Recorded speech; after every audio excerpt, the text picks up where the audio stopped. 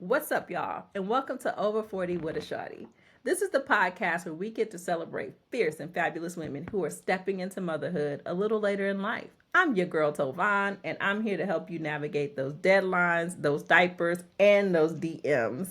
So, join me for some real talk, a little bit of humor, and all the support you need. Grab your tea, your coffee, or your tequila, no judgment, and let's go.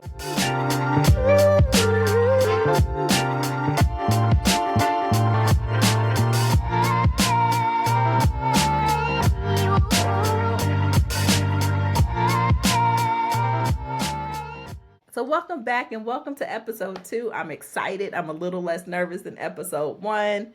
And as you can tell by the title, we're going to be talking about the dreaded pregnancy test. Okay, maybe for everybody it's not dreaded, but for me it was. Okay, no judgment, no judgment. And I'm going to be telling you my story. But listen, I have met lots of women and have had the privilege of hearing their pregnancy stories. And what I can tell you for sure, and what never ceases to amaze me, is that everyone just has such a different experience with how they found out about their pregnancy, when they found out, and how they felt about it. And so I encourage you to drop your own comments. Tell me when you found out, how you found out, and how you felt when you found out you were pregnant. In the meantime, buckle up because I'm going to tell you my story. Hopefully, some of you can relate, and for others who can't, that's okay. That's all right. I love that we all have a different experience, and I'm actually happy that everybody didn't have mine. So, here we go.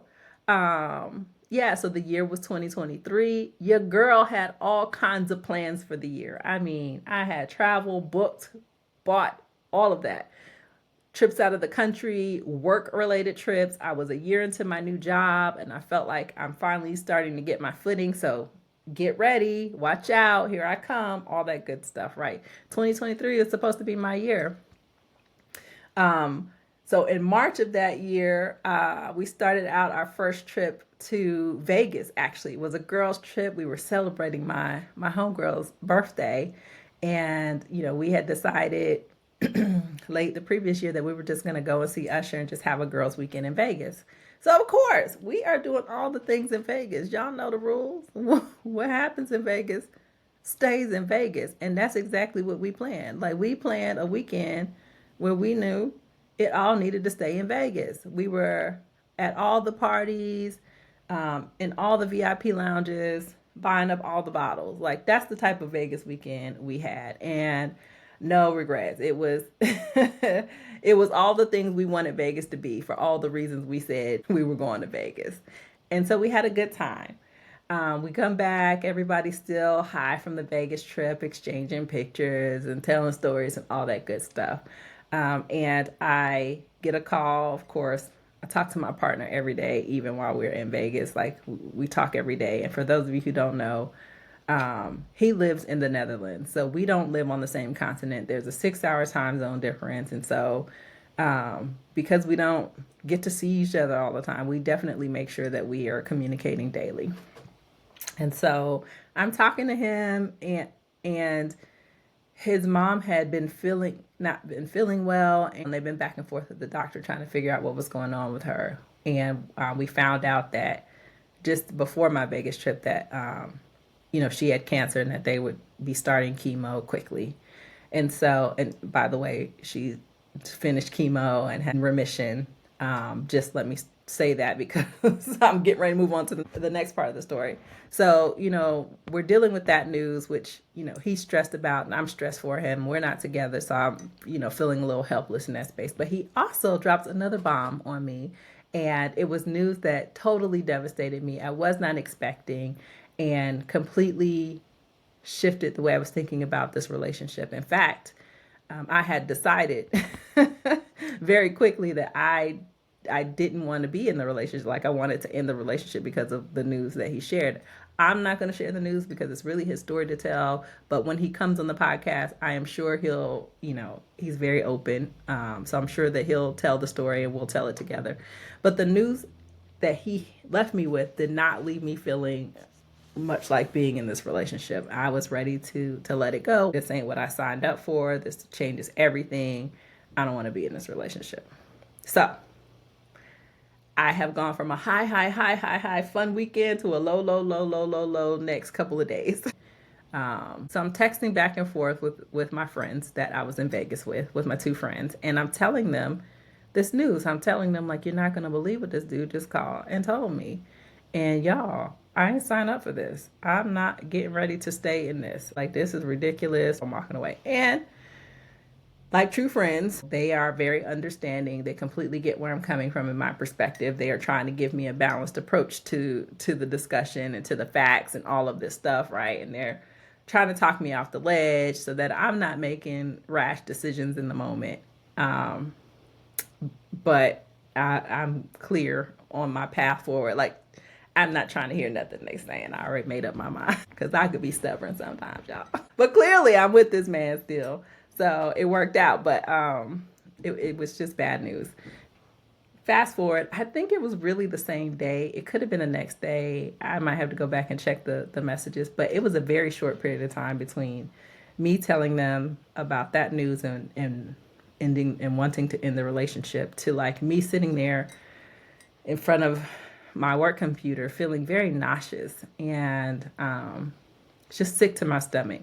Now, I chopped it up to stress. I said, oh, this is just the stress of all of this, the last couple of days, going back and forth, contending with my heart, my head about this relationship. It's just stress.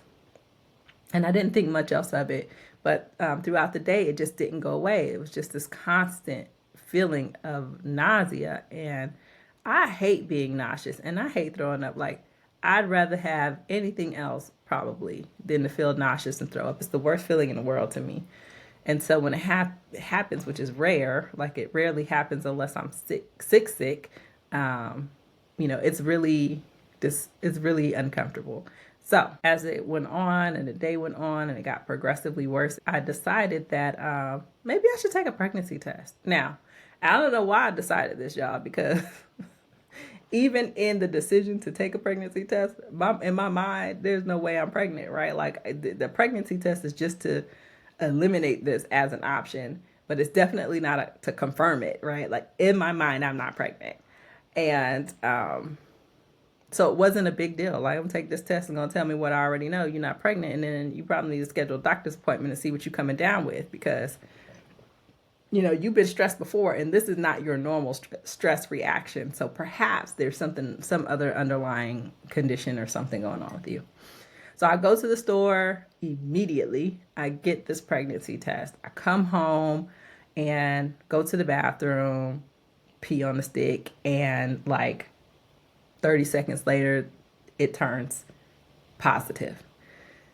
And I look and I said, oh, no, that ain't right. This thing broken because, first of all, the pee wasn't even on the stick good. Like it said, it should take a few minutes. This ain't even been a minute yet. Like this was too fast. There's an error. Something went wrong. I didn't do it right.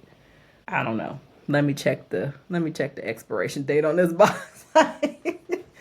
All the things. I'm thinking of all the things for why this thing is positive.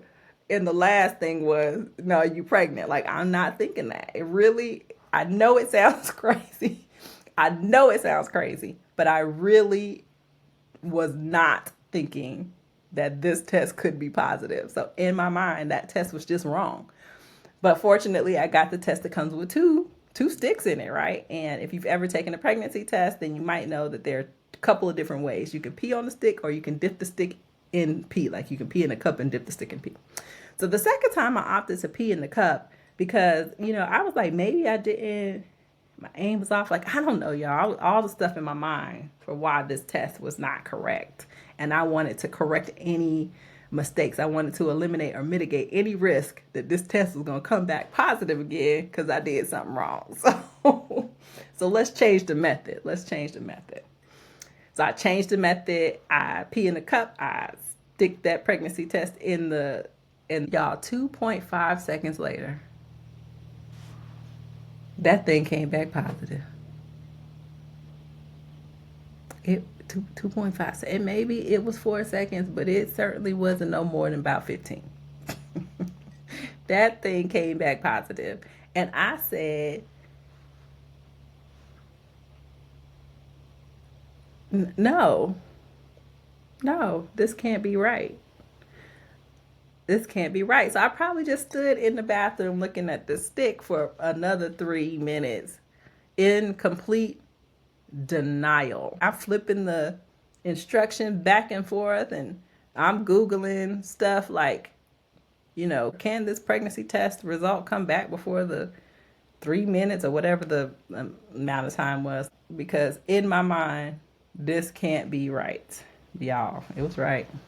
It was it was right. So after a couple of minutes, I went from shock and denial to upset and angry and scared, um, and just bawling and crying and not knowing what to do and what to make of this news because I had already decided that I didn't want to be a mom at this point in my life. My future, I had already re envisioned that. I'd already let go and mourned the woman that would be a mother, and all of that. Right? So this was devastating news. Like this was um, soul crushing. I know that sounds very dramatic, but it really was. Like it took me to a very dark place.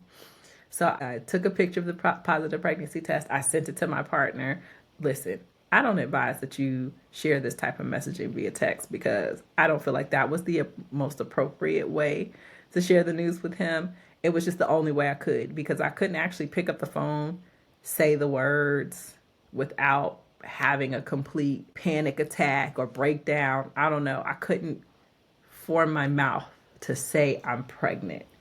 Um, so I couldn't call. It wasn't like a lack of desire to call. I like physically could not get myself together enough to have any conversation, but I definitely could not get myself to say those words.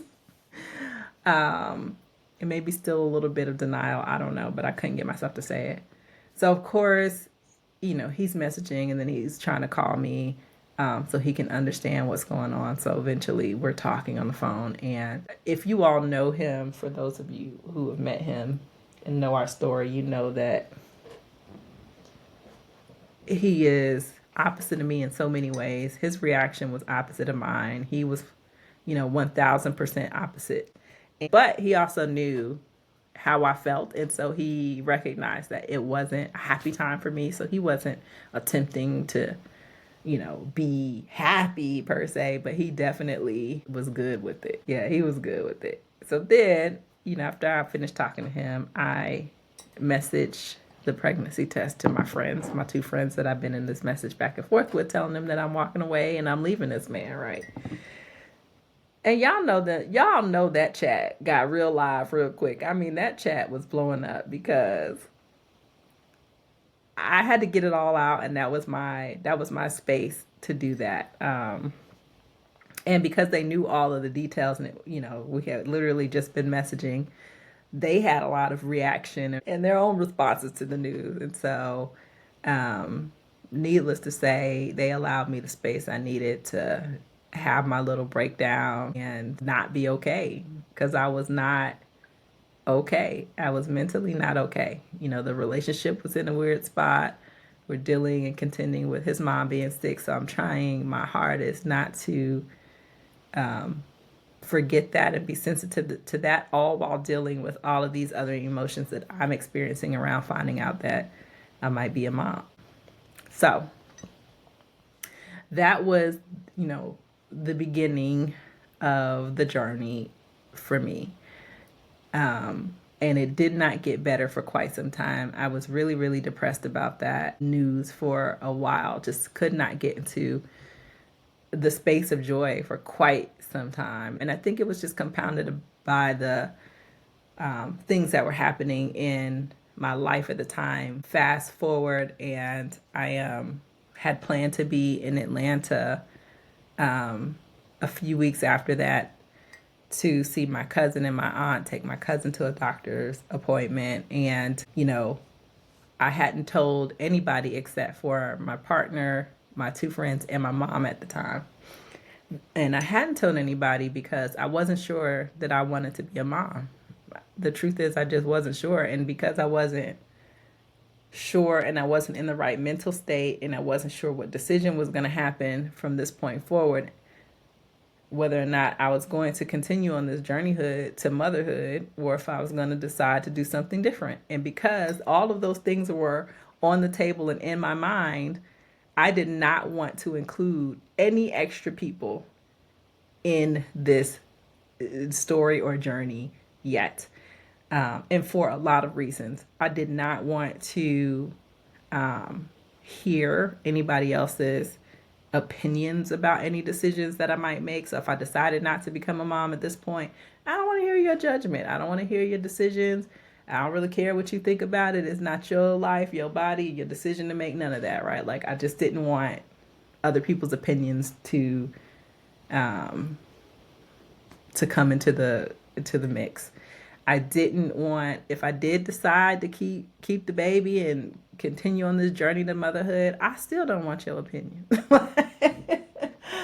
I still don't want to hear what you have to say about it. I still ain't ready to share this story with you and this journey. Like I'm mentally not in a good space, and I don't want the extra stress of caring what other people think or what other people have to say in addition to that. So at this point, I'm on my way to Atlanta. Nobody knows, but I am getting ready to, in my mind, I'm getting ready to start sharing the news with the people that are, to me, the carriers or keepers of my secrets, my aunt and my cousin. So this is my favorite cousin, y'all. Like, if you've ever met Dom, you know that he is the life of the party. We always share our crazy parts of our lives where, it doesn't make sense and we don't even know why we made the decision to how we got here, but here we are. And we can do that in a non-judgmental way. We talk about all the family drama and trauma. We the people who always gonna sit in the back of the room, the back of the cookout, the back of the funeral service and watch people act up and crack jokes and talk trash about everybody. Like that's us, my favorite cousin. And he's more like a brother to me. My aunt has two boys and they are my brothers. Like those are the people I consider my brothers because I didn't grow up with brothers. So they were that for me. That was the extension of my sibling group. And so this is my brother cousin. I call him that. If you know me and ever been around my family, you know that that's my brother cousin. So I'm ready to tell my brother cousin that he getting ready to be a cousin uncle. I know, black people. I don't know why we do this to ourselves, but he getting ready to be a cousin uncle. And, I want to tell him all the stuff, the drama with the relationship, all of it, right? I'm ready to tell him. I'm also ready to share this news with my aunt who has a medical background, who has a special place in my heart. She has a way of listening and, again, not inserting her own opinions necessarily, but also providing guidance in the same way. And so I need to understand what's happening to me medically. What does this mean? What do I need to do? Like, talk to me about the science of it all, because I'm also that person sometimes. Like, I need all the details. And so I'm in my mind on my way to Atlanta. I'm practicing how I'm telling both of these individuals in separate conversations the news. And I'm anticipating their various responses. I anticipate they're both going to be excited. So I'm on the way. I pick up the phone to call my aunt to tell her that I'm on the way so that they know what time I'm going to be getting into town, so that, they know I'm safe and they're not worried. And she picks up the phone and she can't say anything. She's just crying. And I knew it was bad. And so she told me my cousin, my brother, passed away that morning. And it was heartbreaking. It was devastating. And I'm not going to cry because I don't like to cry. But it was not the news that I was expecting. It was not the news that I needed to hear in that moment, because mentally I was already just beat down. And so I'm not joyous and excited about this. I haven't told people because of that. The people I want to tell, I can now not share that news with. So mentally, that first trimester, awful. I mean, terrible. So I went to Atlanta anyways, and I put all of that stuff that I was dealing with to the side and went into crisis management mode because at this point, all I want to do is honor my cousin, and all I want to do is protect my aunt, and make sure the family is good, and let that moment be a celebration of who my cousin was and all of the things he meant to all of us. And so that's what I did. I went to work. And over the next, week or so, we made the arrangements. I had a work trip that I had to go to. So I flew out of Atlanta to the work trip and then to Indiana for the actual funeral services for my cousin. And, I just did what needed to be done in that moment, whatever needed to be done to honor my cousin. And there's no regrets, right? Like, it wasn't an easy time, but it was definitely an easy decision to put him first, to put him and the family first. Yeah. Now, all of that probably sent me deeper into depression and made it harder for me to get to a place of joy because in the midst of trying to process whatever I was experiencing around pregnancy and potentially becoming a mom, I was also mourning my cousin and not able to share with my family because I'm not getting ready to make me the center of attention. Um, so it was rough. Like my mom and my partner caught hell, and when I say caught hell, y'all, I don't even know why they still talk to me today. They caught it, and and I was just not a kind person during that period of time. And I'm going to work, and I can't focus because I'm sick as a dog, like just sick, and then mentally not well. So you know how the story ends already, right? I'm here. I have a podcast. I'm excited to be sharing my story with people because I did eventually get to a place of joy, and I did eventually crawl out of that hole, and into the light. I got there, but it took a lot of intentional work, and it also took a lot of patient and supportive people in my life. So, as I think about like what was the purpose of this particular episode, it is to shed light on two things. One, before I became pregnant, I always assumed that when people told me they were pregnant, like when people were sharing that news with me, that they were sharing that from a place of joy. And what I now know for a fact is that pregnancy does not is not always accompanied by excitement and joy. And so if I could share any lessons learned in this episode, it's that you don't know actually how people are experiencing their journey in motherhood and to motherhood, and it could be very stressful, and even those who welcome it and are planning for it could be experiencing it in a negative way. And so the best thing you can do when people are sharing the news with you or sharing things about their journey is listen, without judgment.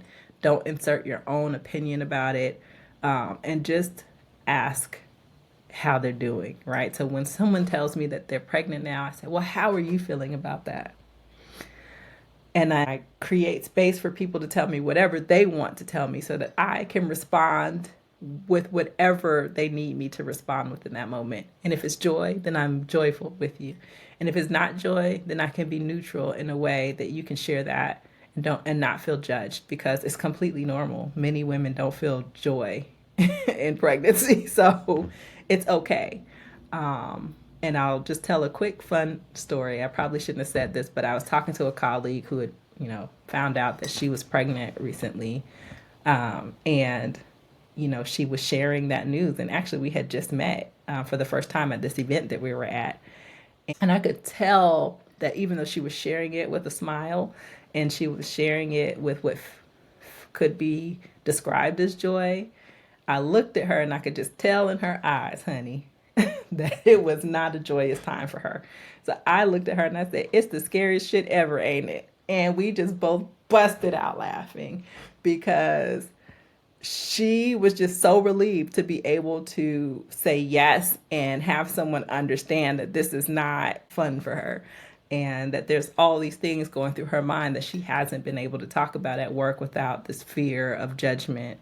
And I was just grateful that I could create that space for her. So that's, if I can encourage anyone that's listening to the podcast, I encourage you to share your truth because it helps others. I also encourage you, if you're listening and receiving somebody's truth, to just listen and receive it. Just listen and receive it. That's all they need sometimes. And don't assume that it's being accompanied with joy and excitement because it's often not. The second key takeaway for this episode is the support system. I could not have made it out of that time of darkness and into joy if it wasn't for my friends and my family and my spouse for being understanding, for dealing with me with so much grace, more than I deserved in moments, and continuing to just let me have the space, have the conversation, say all the crazy things that I needed to say, so that it's not sitting in my mind, but it's out here for me to for me to think about, to process, to talk through all of that.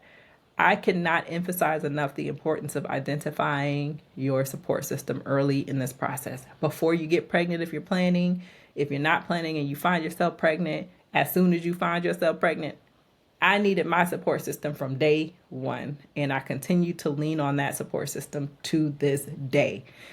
Because motherhood is a journey and there's ups and downs, and you're going to go through and experience a lot, especially in that first year of motherhood that no one tells you about. None of these books are writing about. But when you have a support system, you don't feel like you're alone. And even if they don't know what to do, it's good to have people who can just listen, or just show up. I just had people show up, just sit on my couch, take out my trash, put together a desk, right? Do the dishes, like whatever that was in that moment. I was grateful to have people to just show up, and just that meant a lot. So that is my clear blue, not so easy pregnancy story. And I hope that it was beneficial to hear that story and that someone took something away from that. It's Thanksgiving. And so I want to shout out my crew, my tribe, my support system for all that they did to hold me down then, all that they do now to hold us down. I'm forever grateful for them. To all who tuned in and listened to this episode, I appreciate you. And I also would appreciate if you would like, follow, and subscribe. In the meantime, take it easy, get some rest, and eat good. We'll see you in episode 3.